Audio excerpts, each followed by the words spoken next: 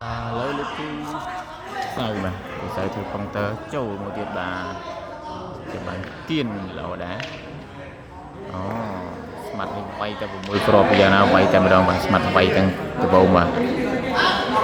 vậy quay vô ốc bà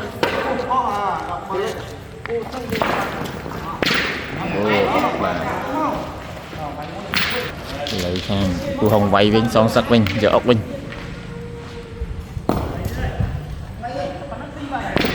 bà ọt bàn ốc tê bà sao châu tiết bà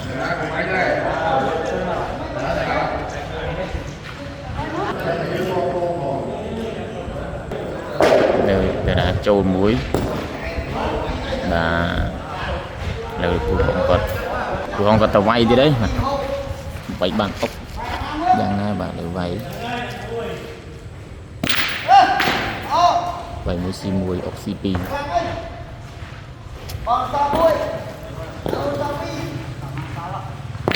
bà pi và đây là châu đi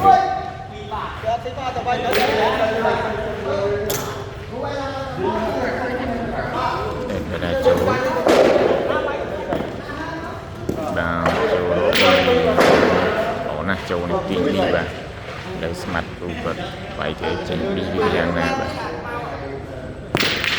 và đây cũng chỉ đi một hồi là châu và xì ấy đây mặt bay và đây cũng xì mùi và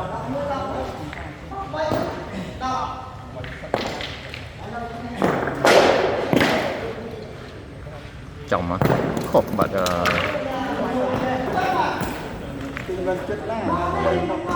quay một chút